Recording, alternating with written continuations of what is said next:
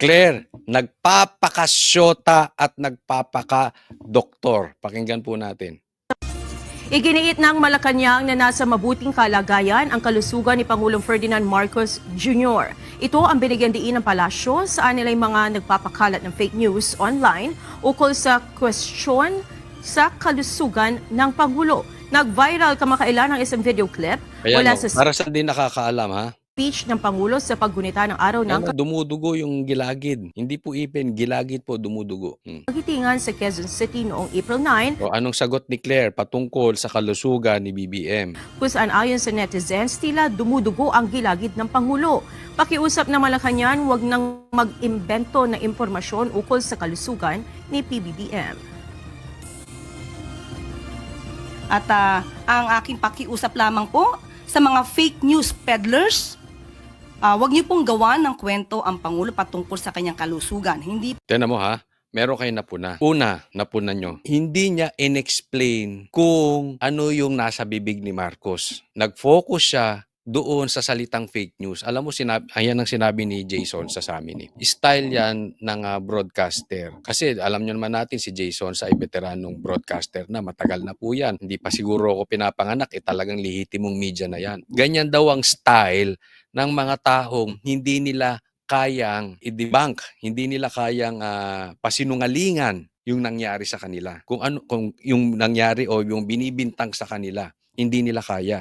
Anong sasabihin mo? Basta sabihin mo fake news. Ganyan po yung ginagawa ngayon ni Claire. Wag niya yung pakinggan yung mga fake news peddler na yan, ganyan. Pero punahin ninyo, hindi niya ine-explain bakit dumugo or hindi niya ine-explain bakit dumudugo yung gilagid ni Marcos. Sa totoo nga lang, hindi dapat ikaw ang nag-e-explain nito, Claire. Dapat si Marcos mismo. Una, kasi wala ka sa posisyon. Bayad ka ng gobyerno ni Marcos para ipakita ang mga proyekto ng gobyerno. Pangalawa, bayad ka ni Marcos at ng gobyerno ni Marcos. Kaya hindi ka magsasabi or wala kang credibility para magsabi ng patungkol sa kalusugan ni Marcos. In short, kahit anong pagtatanggol mo patungkol kay Marcos, walang effect. Wala pong effect yung mga pinagsasabi mo. Wala pong naniniwala sa sinasabi mo. Pangatlo, hindi ka dapat naghimasok na dyan kasi para ka nagpapakadoktor, sinasabi mo walang masama sa kalusugan ni Marcos.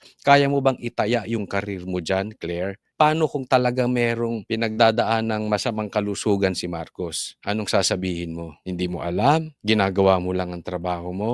Etc. etc. Di ba? Kaya sabi ko wala siya sa posisyon eh.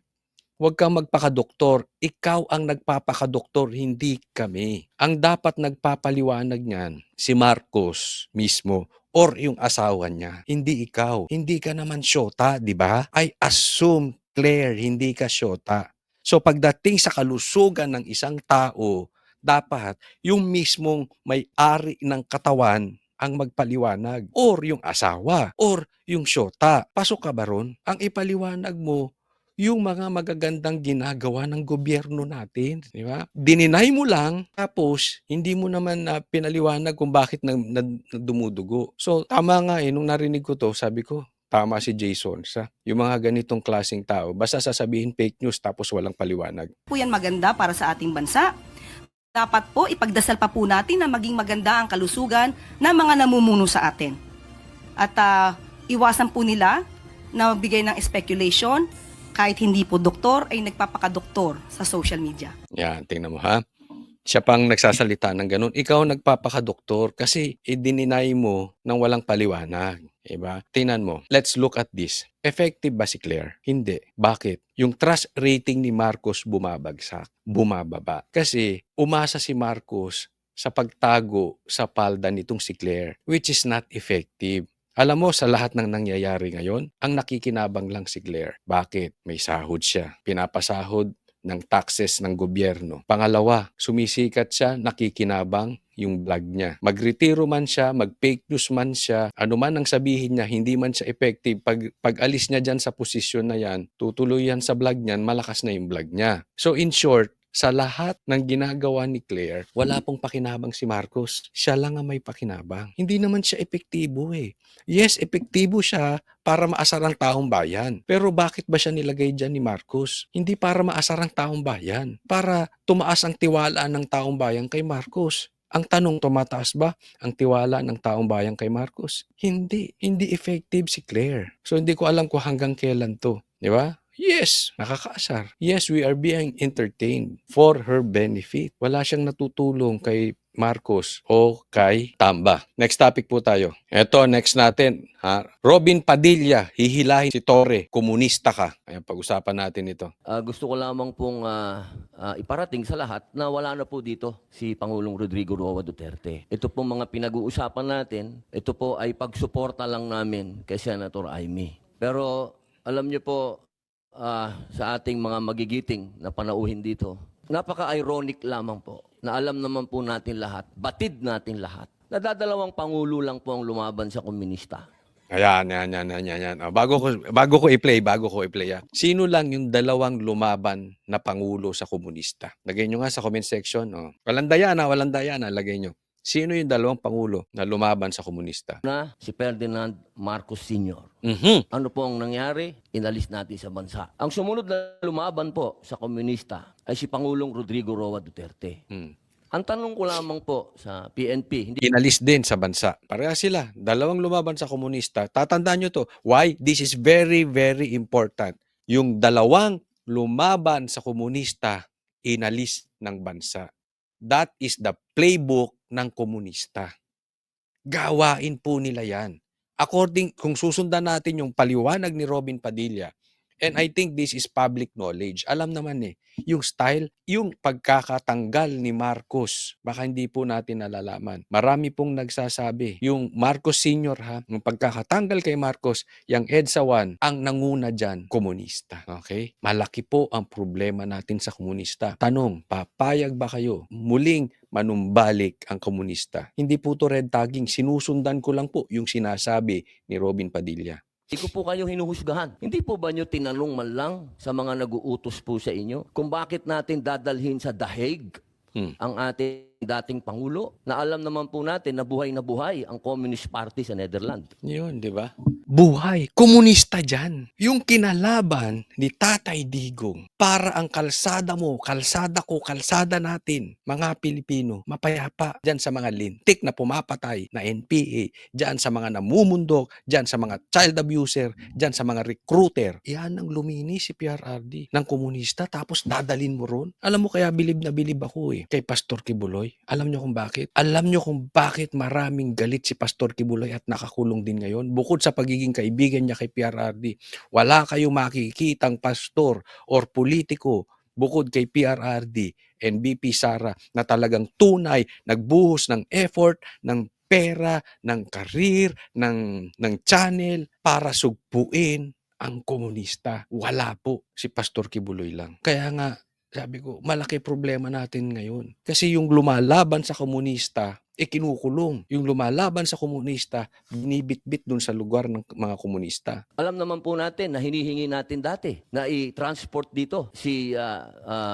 Joma Sison, dalhin dito sa Pilipinas. Pero nagkabaliktad po. Ang tinransport natin ay yung dating Pangulo natin. Tinan mo si Joma Sison, pinauuwi dito. Pero hindi binitawan ng Netherlands. Bakit? Kung susundan natin yung sinasabi ni Robin Padilla, komunista Tapos tayo, kalahi natin, ibinigay natin sa Netherlands na komunista. Na lumaban sa komunista. Ito lamang po tanong ko bilang ako po'y dating rebelde. Hindi ko naman po yan pinagkakaila. Hindi ko po maintindihan kung bakit tayo po ay nag-submit dito sa mga tiga Netherlands. Alam naman po natin kahit po itanong ninyo, ako po ay palagi dyan sa Utrecht. Kasama po si Joma. Hindi ko po yan dinideny. Diba?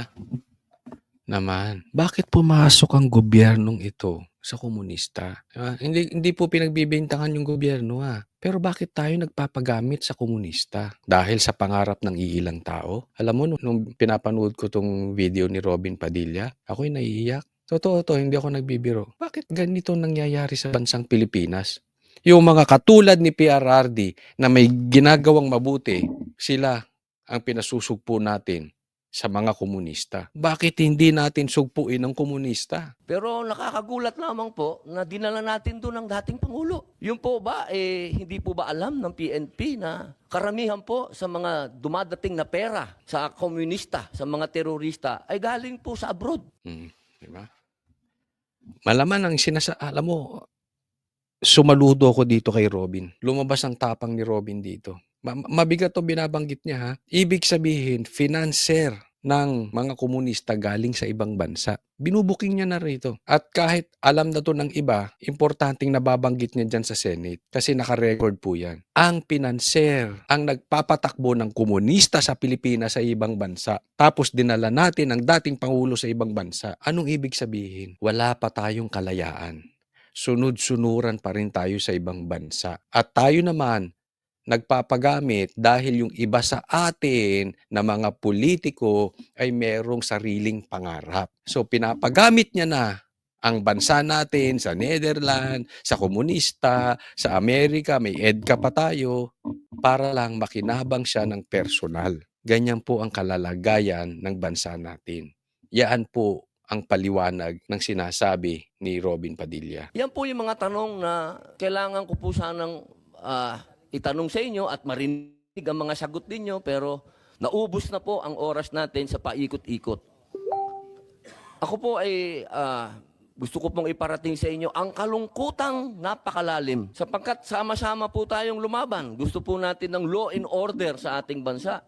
Pero pagdating po sa kaduluduluhan, alam niyo po... Parang pinagtagumpay. Alam mo, parang nanalo komunista rito. Trophy nila yan si PRRD. Gagawing trophy ng ICC si PRRD.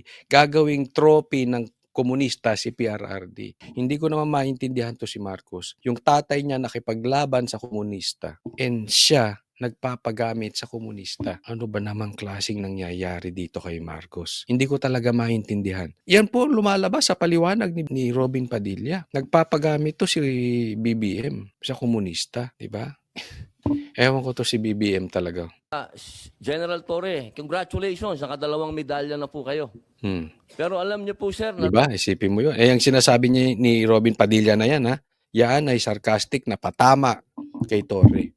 Dahil sa pagtatraidor mo, dalawang lumalaban sa komunista, pinakulong ni Torre. Dalawang lumalaban sa komunista, hinaras ni Torre. Una, si Pastor Kibuloy. Pangalawa, si Tatay Digong. Tapos, prenomote pa ni Marcos. Ganyan po ang puso ni Marcos. Tapos, magagalit kayo pag sasabihin ng taong bayan, nagpapagamit kayo sa komunista. Nalulungkot po ako dahil yung katapangan po ninyo, sir, medyo nakalulungkot po. Bakit? Napakatanda na po ni former President, sir. Ako naman po tagahanga ninyo sa pagkamatapang ninyo, sir, pero napakatanda na po ni Malaman niya sinasabi ni Robin. Ito, alam natin yan sa mga lalaki, ha?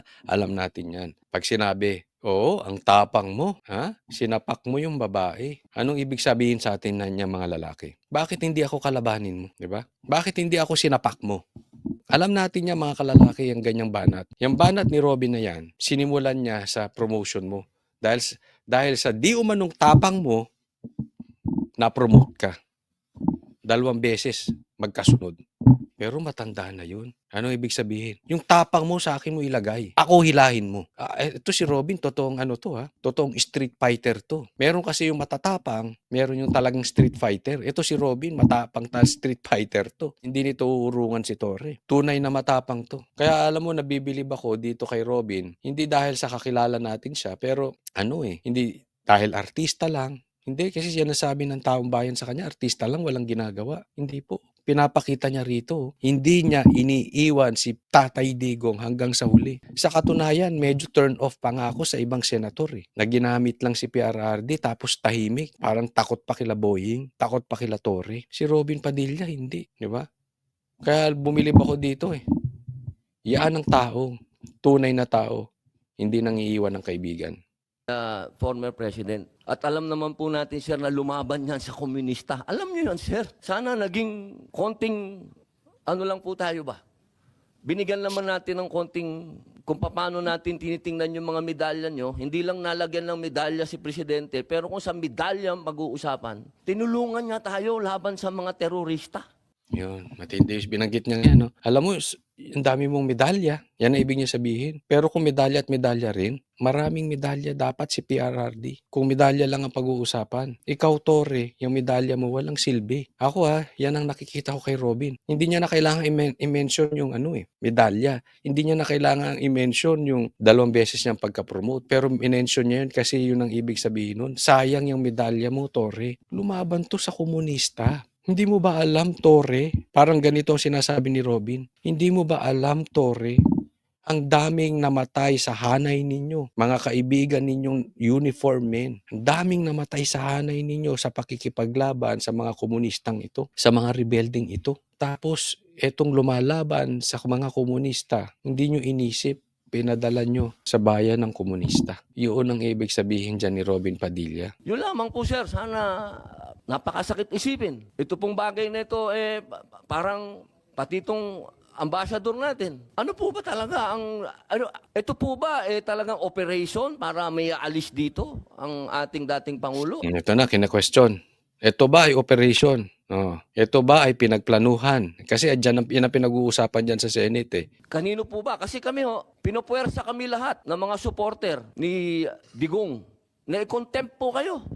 Totoo naman yan. I agree with Robin Padilla. Talagang grabe ang anuhan ng mga Duterte supporters. Gusto talaga nilang ma-contempt si Torre. Ako nga, I'm really expecting na i-contempt si Torre dahil nagsisinungaling. Kitang-kita naman natin. Iniikot-ikot yung mga topic. Iniikot-ikot yung sagot. Hindi sagutin ng diretso. Kaya sa tingin ko dapat i-contempt talaga to si Torre. Pero hindi po namin ginagawa sapagkat ang order, walang order sa amin na ipakontempt kayo. Kung galing lang to kay PRRD o galing kay BP na pakontempt kayo, kukontempt kita, boss. Baka ako pa magsabi na ako hahatak sa'yo. Kita mo, balikan ko ha.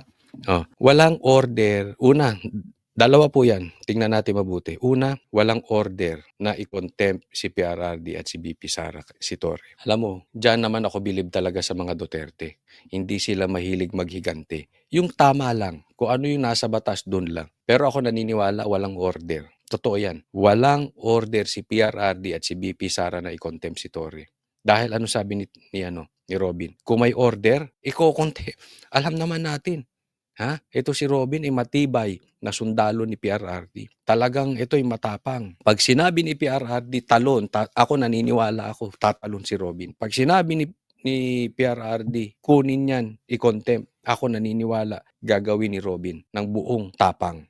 Hindi dalawang salita si PRRD. Kaya walang order na ipa-contempt si Torre. Pero binanggit niya ulit pangalawang observe nyo dito. Binanggit niya, ako mismo hihila sa'yo. Kung may order, ako mismo hihila sa'yo. Yun yung ibig sabihin natin kanina na sa akin mo gawin, Torre. Yung tapang mo, yung medalya mo, sa akin mo gawin, wag dun sa matanda. Pinapakita niya, kaya mo lang yung matanda. Ako hindi takot, sa akin mo gawin. Sinasabi ni Robin, ako mismo hihila sa'yo. Wala lang barilan. Wala lang tawagan ng mga kampo mo. Maraming bodyguard si Torre. Siyempre, general Tatawagin na naman niya yung 5,000 pinatawag niya roon sa KOJC. Ang ibig sabihin ni Robin dito, mano-mano tayo. Hindi ka uubra. Hindi ka uubra sa akin, Torre. Walang barilan, walang kasama, hindi ka mananalo sa akin, Torre. Yan ang ibig sabihin ni Robin Padilla. Pero hindi ko ginagawa, boss. Kasi walang order sa amin na gawin sa inyo yan. Ang natatandaan lang po namin na sinabi ni PRRD na malinaw na ginagawa ng pulis ang order sa kanila. Kaya po namin... Isipin mo yan, ang tibay ni PRRD, no? Pinagtanggol pa yung pulis. Sumusunod lang yan. Ibig sabihin, sumusunod lang naman yung pulis Ang problema itong mga general. Again, salud ako dito kay Robin dahil ginamit niyang hihilain kasi yan yung sinabi ni Torre. Hihilain ko yan, hihilain ko yan, hihilain ko yan. Kaya akala nyo bobito to si Robin. Hindi po. Siguro hindi siya magaling mag-English, pero malaman yung sinasabi niya yan. Ako mismo hihila sa'yo. Na sinabi niya kay PRRD, hihilain ko yan. Ibabawi niya. Magkaroon lang ng order. Para sabihin mo, PRRD, your wish is my command. I-contempt mo yan. Pag hindi yan sumunod, ako hihila dyan. Ginawa niya lang sa'yo dahil matanda ka na Di ba? Yung word na hila, may hugot po yun para kay Robin. Kayo, nirirespeto, sir. Dahil yun ang sinabi ng boss namin. Yun ang sinabi ng chairman ng PDP na ginagawa lang ng pulis ang trabaho nila. Pero sana naman, sir, isipin din natin kung anong itinanim ni PRRD sa bansang ito. Hindi nag-iisip siya si Torre. Pangarap yan Anong kapalit? Di natin alam kung may kapalit na pera. But definitely, kita nyo naman, may promotion na, kitang-kita naman ng lahat no? Nilabanan natin ng komunista. Talaga bang yan ba talaga ang kapalaran ng mga presidenteng lumalaban sa komunista? Isang in-exile, tas isang sinurrender? Ano ba po talaga itong bansa natin? Tayo po ba'y demokratiko talaga? Komunista na tayo. Tayo po ba'y under control ng komunista? Yun lamang po. Maraming salamat po. O kayo sumagot. Tayo ba ay kontrolado ng mga komunista? O, ito ba'y bangsa natin ay demokrasya pa o komunista na?